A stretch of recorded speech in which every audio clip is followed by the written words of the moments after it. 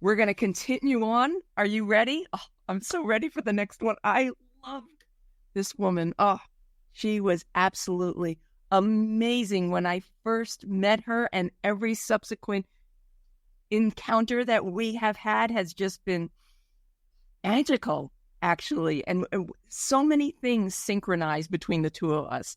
And it's so fascinating. I'm so looking forward to her talking with all of us because, yeah, she's kept it pretty quiet from me as well. She did give me the title, which was very intriguing. So, you want to write a book? Moving your story from your head to paper. Yes, onto paper.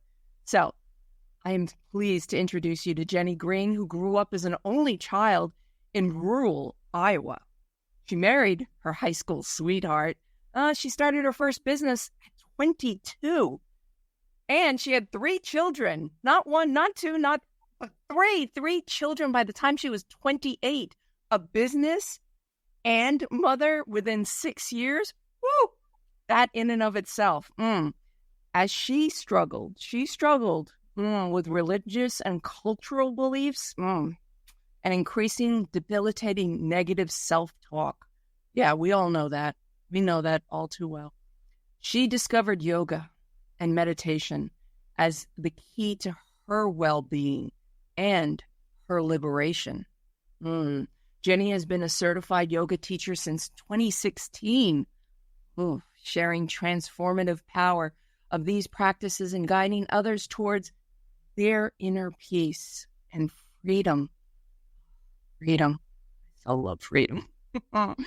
Jenny channels her creativity into words, crafting narratives that inspire and empower. Alongside her culinary enthusiast husband. Delicious. Jenny enjoys exploring the local restaurants and beaches in and around Bradenton, Florida, where they reside. I hope that things have been okay. Well, what came through? Jenny's life is a testament to her strength and the strength that lies in the quiet introspection and the joys of pursuing one's passions. Her story is an invitation to all of us who seek to overcome inner turmoil and step into the light of self-love and acceptance. Jenny, thank you so much for being here. Oh my gosh. Thank you so much for having me. First of all, I just want to give a huge shout out to Chivalry. That was an amazing kickoff. Thank you so much for that. I was like ready to get up and start dancing already. And then to Vanessa and to JP for hosting this. It's so amazing to be here. So today I am going to talk about the writing process.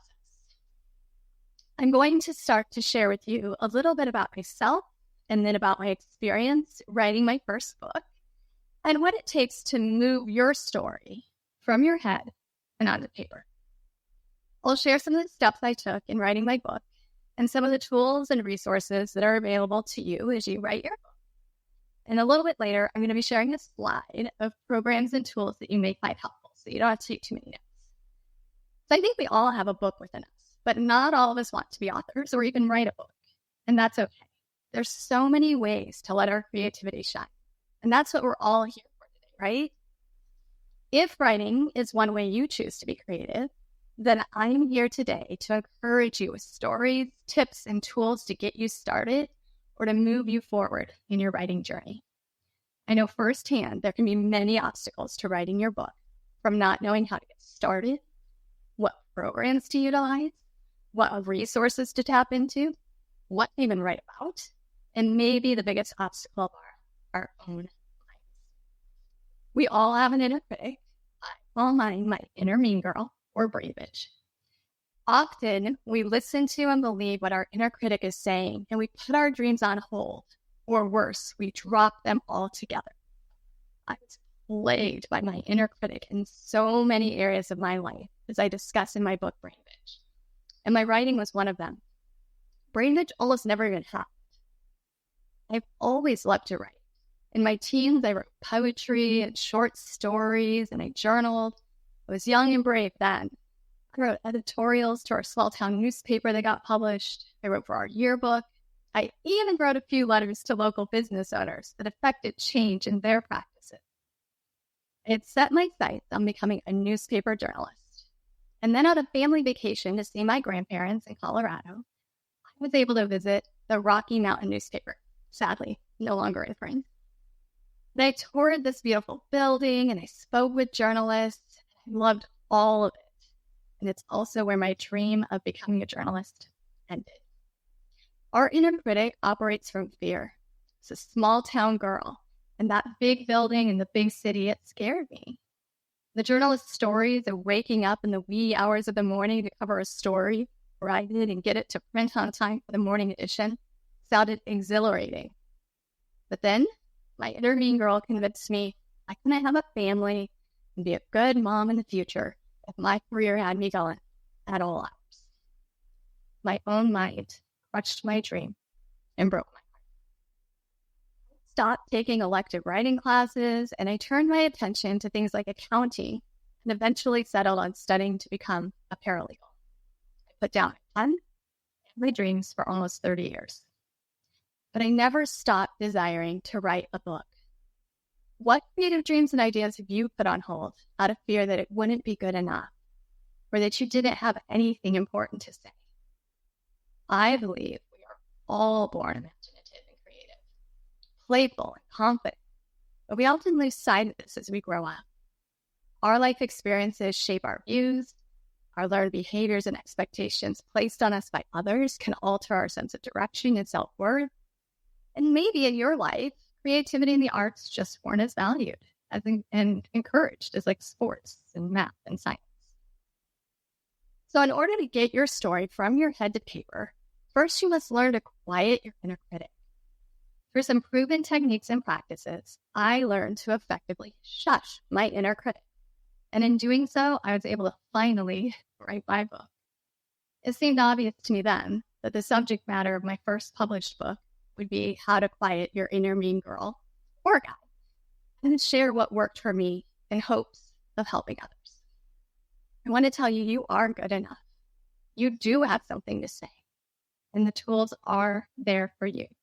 There's never been a better time to write a book with all the resources available through the internet, shared content, and of course, the option is self-publish. Once I began to believe this for myself, I took, for me, what was a very bold step and signed up for a 21-day writing workshop. This workshop helped me to develop a daily writing practice and showed me where to begin writing my book. The first step is deciding what do you want to write about. Move through the process of writing your book. This may morph and change, but narrowing your ideas down to just a few topics is where you want to begin.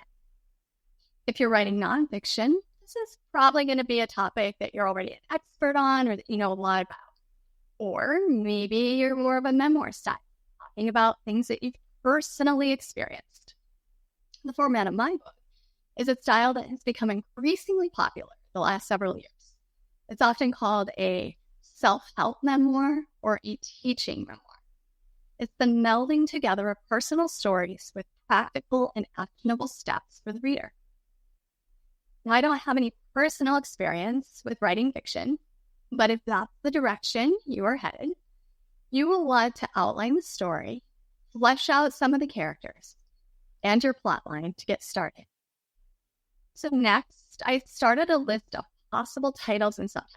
Now, this may sound crazy, but the advice given to me, shoot for a list of 50. I think I wound up around 35 to 40 or so. But my title and subtitle came from this list and then just needed a little refining. This step allows you to zero in a bit more on what you want to talk about, what your style may be, and how you want to present your story to the world. For me, I knew it would be a conversational book, and I wanted it to be genuine to my personality. So a title that was a little bit sassy and unconventional was what stood out from the rest. At this stage, you can also consider your chapter titles or subject matter of your chapters, some of which may also be discovered from your list of potential titles. This is a time of discovery, so have fun with it. It's very possible that even the ideas for your second and third books are born out of this process. So if you haven't already, now's the time to decide. Where are you going to house all of your documents? Where are you going to write? After some research, I chose Google Docs. I created a separate document for each possible chapter. I used the working chapter name, if I had one, as the title of the doc. And then I would write a summary at the top of the document of what I wanted this chapter to be about. This way, if I wasn't ready to write the chapter right at that moment, I still had the concept document. Later, as the book was coming together, then I was able to just easily copy and paste the content of the separate chapters into one document that became the first draft of my manuscript. At the point where I'd written about, 7 or 8 rough draft chapters, my inner me girl, though, kicked it again. And I felt like maybe I just didn't have enough to say to write a whole book. And I really got discouraged. Because for me personally, I would wind up putting down books I'm reading about half to 3/4 of the way through if they get super repetitive. So I knew I wasn't willing to try to fill up the pages by saying the same thing 5 different ways. That's when, luckily, I came across a video on Facebook for a training that was centered around writing a short or punchy book and getting it self-published within 90 days. I was immediately intrigued and excited by the prospect of moving my book forward. And I was encouraged by the idea that my book didn't have to be 300 pages to be worthwhile. But the cost of the online program was around $1,000. Sometimes we need to invest in ourselves to realize our dreams. $1,000 was a lot of money for us. But I knew that even if the training itself wasn't that great, the fact that I spent the money would help drive me to see this book through to completion, one way or another. Now, luckily, there was value in the course. There is practical advice on steps to writing a book, and I learned some helpful resources, some of which I used, and some of which I didn't, and some of which I'm going to share with you today. But my biggest takeaway from the course was to stop worrying about writing a book that everyone would like. Since I was writing my own life experiences, they included other people that are in my life as well. I was so scared to write anything that would possibly upset anyone. So I've been holding back in my writing and being cautious to the point that my content became watered down and less engaging. I learned in this training and also later heard it reiterated by a publisher who was speaking in an online writers conference that you want a book that some people will hate. You want critics. You want a conversation starter. So a helpful exercise is to look for books that are already published that are similar to your idea and get familiar with their audience and critics. And also look for books that are the opposite of yours, that have the opposing viewpoints, for instance, and get familiar with their audience as well. For example, Brain Bitch is about the part of our brain that we all deal with, that at times isn't very kind and doesn't seem to have our best interest in mind. The book uncovers how to quiet that voice to find your peace and joy in your life. Now, there are educational books about how the brain works and that cover the science behind things that I discuss in my book, such as negativity bias. But I don't delve much into the science. I also found books that were for a Christian audience that focus more on that same voice being the voice of Satan that needs to be overcome through religious practices. My book takes an approach based on yogic practices, such as meditation, mantra, and journaling. So you want to define your target audience, and yet also be familiar with what I'm calling your anti-audience. In my case, my target audience is primarily women because I wrote it as a girlfriend-to-girlfriend conversation book. Although, luckily, I've had several male readers who also love the book. My audience is someone that prefers reading about personal experiences and in that conversational tone over reading about science and studies on the same topic. My book would resonate with people who currently participate in mindfulness practices, or maybe are interested in doing so if they don't already. My anti-audience would be those who prefer facts over experience, those who are not interested in spirituality, and obviously anyone who's put off by language. So as you write your book, you're going to want to constantly keep these two groups in your mind and make sure you are willing and writing to your target audience. I understand in a world of cancel culture, this idea of people not liking your book can be just a bit scary. It's okay for people to have different preferences, beliefs, thoughts, and ideas. Just because someone doesn't like your book doesn't mean they don't like you, and it doesn't mean they are. So embrace your anti-audience because they help your book stand out. I also recommend testing your content with a small audience early on. You can utilize a few close friends or family members. If you have a blog, you can try out some of your new content with your readers there. Or if you already have an email list, you can offer them a free chapter or two of your new upcoming book in return for their feedback. By the time I was at this point, I already had a pretty good handle on my inner mean girl, but he still shows up from time to time. And I had to learn to handle constructive criticism and honest feedback. It's good to go through this process early on and grow a bit thicker skin before working with an editor. Consistency is going to be key when it comes to writing a book. You should set time aside to write daily or at least weekly. And this is something that I wish I would have done a little bit.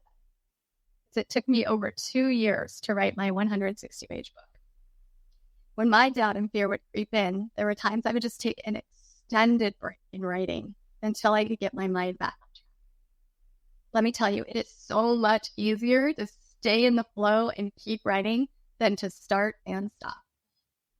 Accountability can be helpful in sticking with it. So at first I had a writing accountability partner that I worked with. She was in one of the trainings that we were both attending. I also joined some writing communities on social media. Of course, you do have to utilize and engage with your community for it to work. So make sure you find something or someone that's a good fit and that it's mutually beneficial. Once you have your first draft content written and put into manuscript form, read through and edit on your own. Get your manuscript as polished as you can on your own, but do not depend just on your own editing skills. While my editor often complimented my editing skills, from my experience, you will miss a lot of your own mistakes. And the readability is hard to edit on your own because you likely write similar to how you speak. So while it makes sense to you, it may not make complete sense to your reader. So I highly recommend working with it. For the first half, or my manuscript, my editor was able to direct me where I needed to add more content, give me tips on tone, and assist with grammar and punctuation. And this was a back and forth process that included about 3 to 4 revisions of the book. We discussed the target audience, the goal of the book as a whole, and my goals as an author. As content was added, some chapters moved around, sentence structures were revised, and even some content was cut. By the time you begin working with an editor, your manuscript is your baby. You have countless hours invested into it. It can be hard at first to heed the advice to make changes, but most likely in the end, they will serve your book well. There were a few instances, though, where I pushed back. For example, there's a sentence in Brain Bitch where I refer to a common phrase used in the Christian churches that I used to attend. Now, my editor was not familiar with the phrase, and she had changed it to be more understandable to the audience at large. But I insisted it needed to remain as I wrote it. Just remember, when working with an editor, it is your creative work, and it is wonderful. But your editor is there to make it and you shine. Depending on your creative and technical skills, you're going to need to decide if you want to design your cover art or if you'll hire a decent enough amount of skills and use Canva to create my cover, although the final cover was not what I had originally come up with. I was pretty attached to the first version of my cover. But thankfully, my editor once again just nudged me to expand my vision. I came up with something that I felt like was a true representation of both the book and me. Your cover is very important. When you design your cover, think of the message of your book from the beginning to the end. And think about you as the author and what speaks to you. And of course, consider what is appealing to your reader. Hiring someone to design your book cover can cost from a few $100s to a few $1,000. Something to keep in mind as you make your decision. Your writing experience will be completely individual to you. And as I said, there are a lot of tools and resources to help you in the process. So before we discuss publishing, we're going to bring up a slide and look at some of the programs that you may want to consider utilizing as you write your book. Many of these tools do have a free version, and the paid versions often give you additional functionality. So let's start with where you want to house your writing. My personal research showed that a lot of writers had tried other programs and wound up back in Microsoft Word. So I put that at the top of the list. However, as I mentioned, I found Google Docs to be easier to work with. And I liked that I could easily share it with my 3 other programs that were recommended that I personally did not use, but you could definitely look into were Scribbler, Chapterly, and Scrivener. And I'm sure there's many more. Some other tools that you can utilize while writing include Grammarly for structure and grammar, Hemingway, which helps improve the clarity and conciseness of writing for readability, AI, which I caution you, please use sparingly. It's a great tool, but you don't want to find yourself with a mostly AI-generated book. You may ask it to help you restructure a paragraph or use it to get cover ideas, but only use it to expand on your own ideas. Don't have it write for you. Also, Trello was helpful to me in taking all of my chapters that were in the docs and getting them into the order I wanted them in the manuscript. So it works a little like Post-it notes. I put my chapter titles and a brief summary onto the different Post-it notes, and then I was able to move them around and create the layout of my manuscript. I also used the free version of Reedsy. The free version does have limitations, but it did work for me. You can also hire help from Reedsy Marketplace. In Reedsy, you can actually plan, write, and edit if you choose. For me, I copied and pasted my manuscript in and utilized it mainly for form. It is great for formatting your front and back content, such as your table of contents, your acknowledgments, and your About the Author section. It does still require attention to detail, but it makes formatting for self-publishing easier. For cover design, I used the paid version of Canva, as I mentioned, and created my own cover. But you can also hire this out. A few options to look at would be hiring from Fiverr or Reedsy Marketplace, or maybe you know someone creative who would love the opportunity to work with you and design your book cover. As I said, I highly recommend working with an experienced editor. You can work with someone locally like I did. You can hire someone from Reedsy, Fiverr, Upwork, or possibly even get a referral from someone within your writing group. And then remember to test your content early. Again, utilize your friends and family. Join Substack. Join a writer's group. Or if you have a blog, share some of your ideas as blog posts.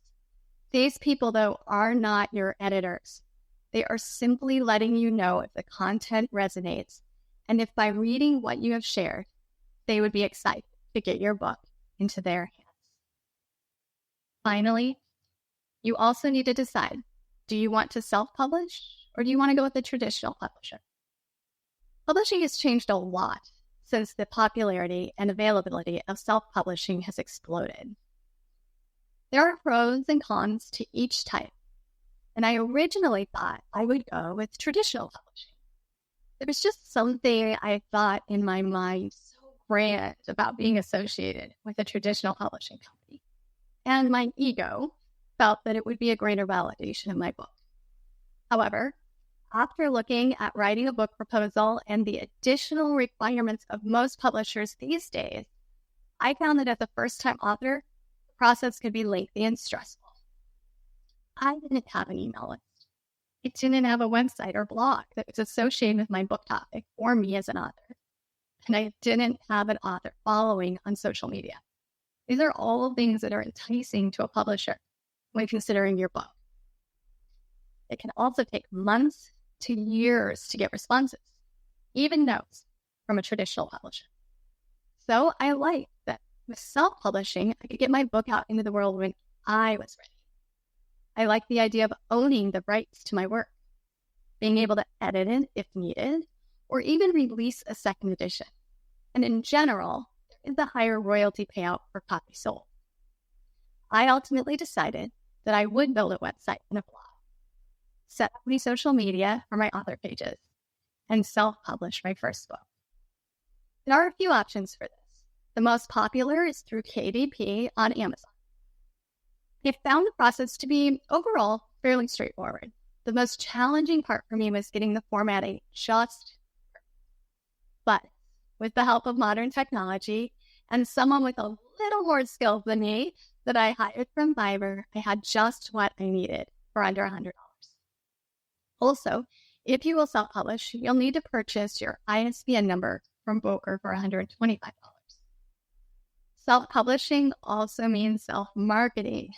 I utilize my personal Facebook and Instagram to get the word out, and I ask people to like and share my new author pages on social media.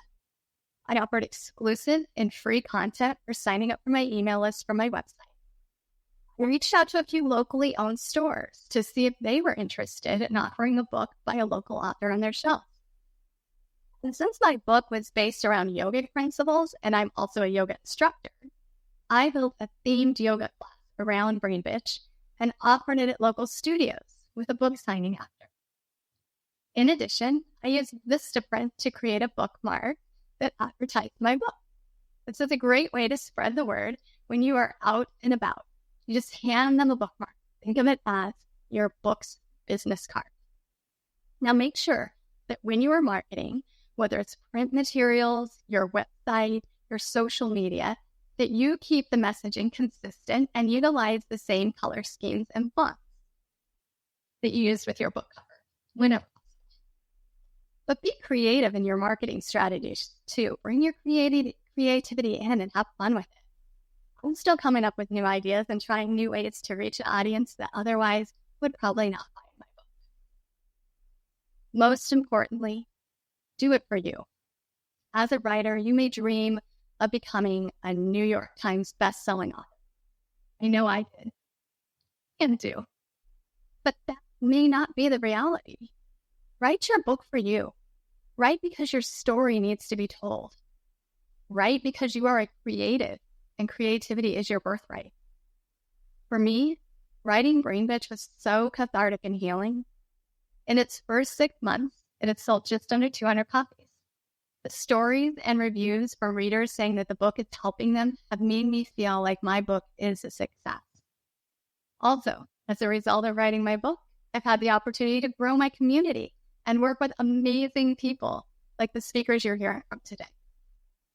Now, I know we've covered a lot of ground today in a short period of time, from hatching your book idea all the way to publishing and putting your story into the world. So please feel free to reach out to me on social media, or email, or my website with any thoughts or questions. I would absolutely love to hear from you. And now we'll see if we have any questions today. Oh, that was amazing. That was absolutely amazing from start to finish.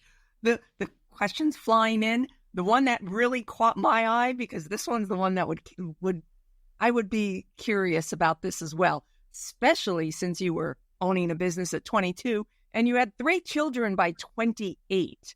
So the question that flew through was, I have so many distractions in my daily life, work, kids, everything else. And I feel like the only way that she could write this book, I'm assuming that it's a she, I apologize if it's a he, is to get away to a cabin in the woods and hibernate in order to be able to write. What are your suggestions? Yeah, I totally understand that. My youngest is still at home. I was working 2 jobs while writing my book. So my advice is to carve out chunks of time to write, because you do have to get into the flow, and that can take a little bit. And you don't want to break the flow.